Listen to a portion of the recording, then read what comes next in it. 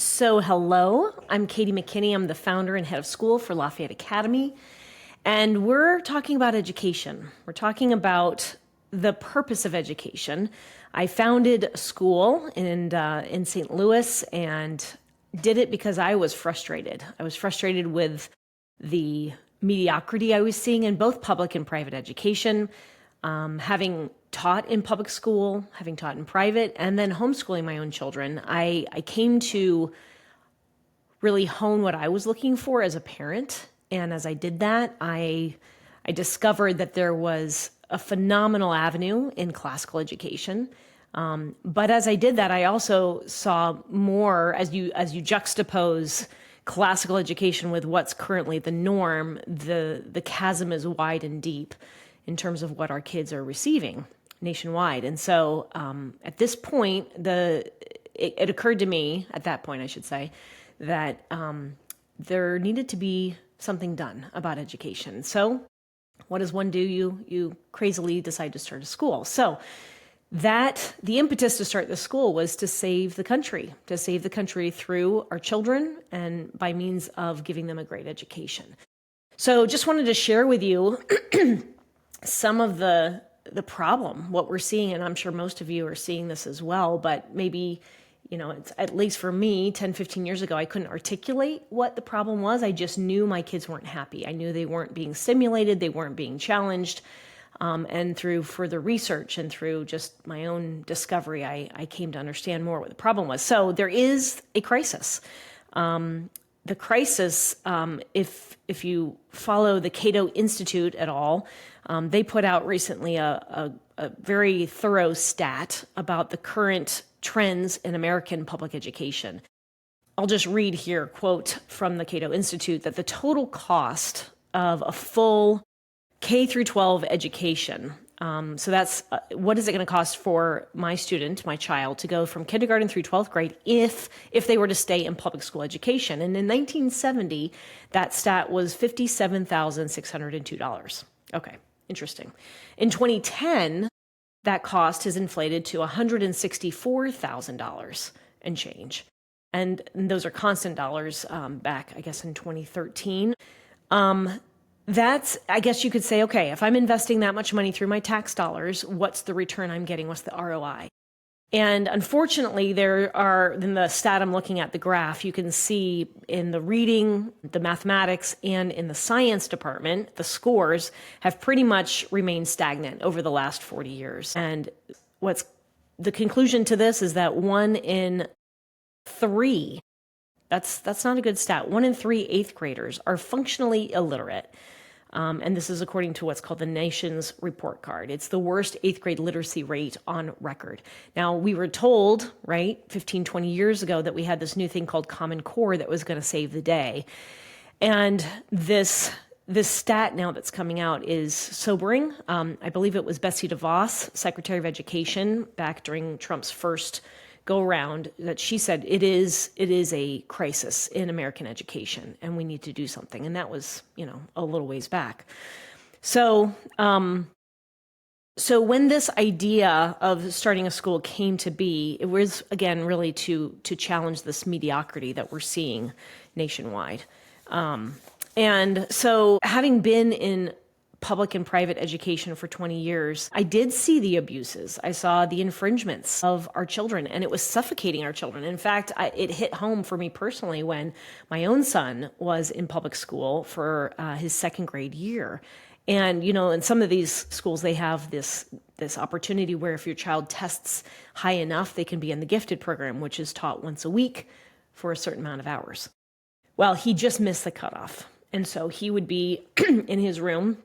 And it appeared to me, I went and started volunteering in the classroom, spoke with a second grade teacher at the time, said, hey, are you teaching handwriting? Are you teaching cursive? And she said, we don't have time. We have to stay on, quote, script. They had a book. They had, I think, 3 second grade classes at that time. And they had to all be in lockstep teaching the same thing at the same time. So if you have some kids, like my child, for example, who wanted to kind of move at a faster pace, that's not going to happen. If you've got kids who are trailing behind, I'm sorry, we're not going to be able to help you either. The middle of the road kids, I guess they got what they needed, but you've got 2/3 then of the class not being fed frankly, and they're starving on the vine. And so what do you do as an educational institution? Public school at this point is not being able to meet those needs. And so if you homeschool, great, you can probably meet your child's needs, but what if you can't homeschool? So that was really the impetus for me starting my school, was really bred out of seeing how my kids were thriving and being a lover of education, having a love of children.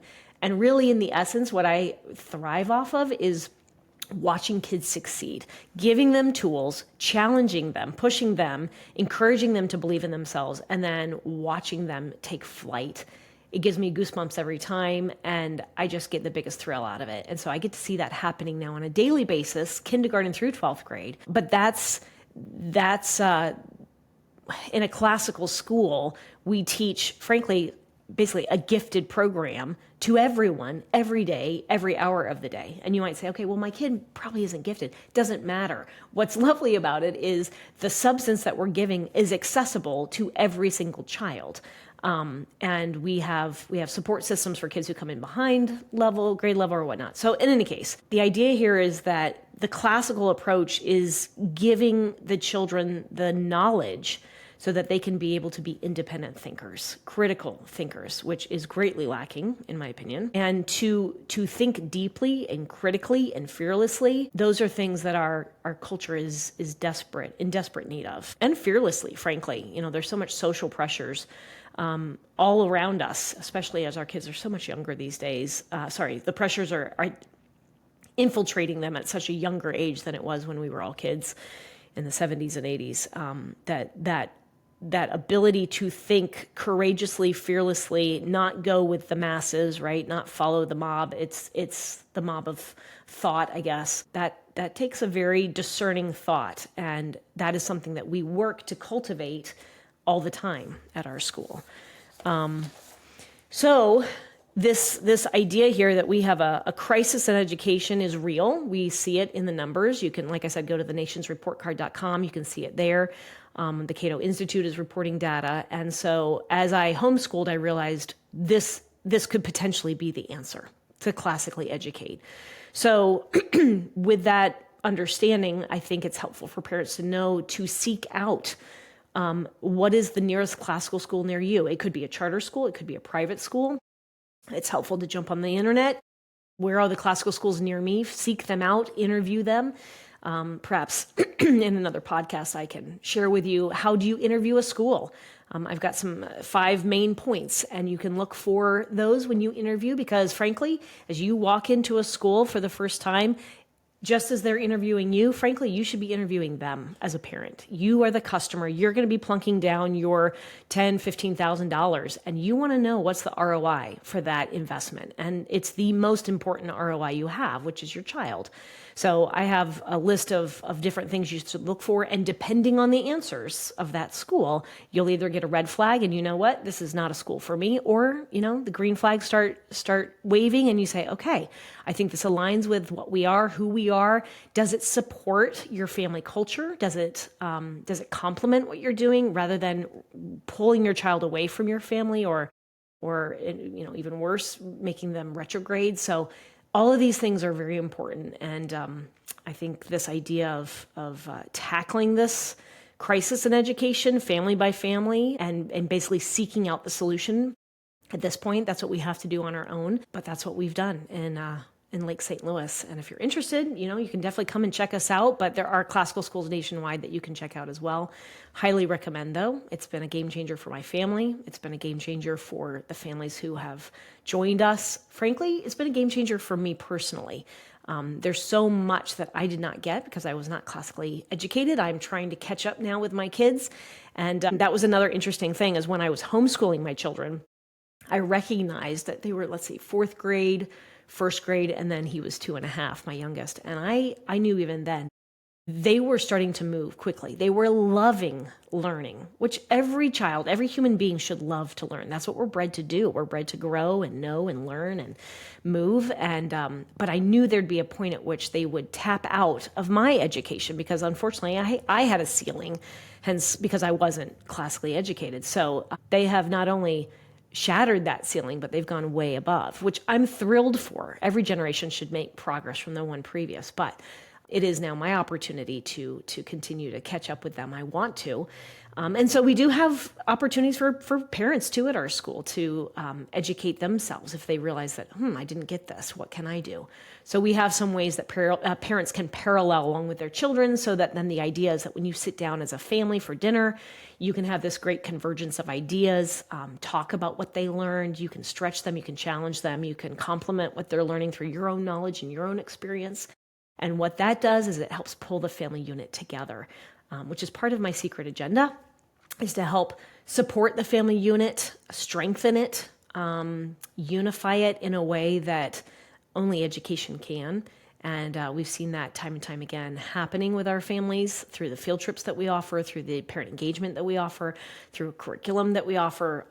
It's just been a wonderful unifying effect on everyone, an elevating effect. So check out classical education. And if you want to know more, if you're here locally, come make an appointment. Would love to sit down with you. We can talk further about it. But it's definitely something worthy of your attention to attack this crisis that we're seeing in America today.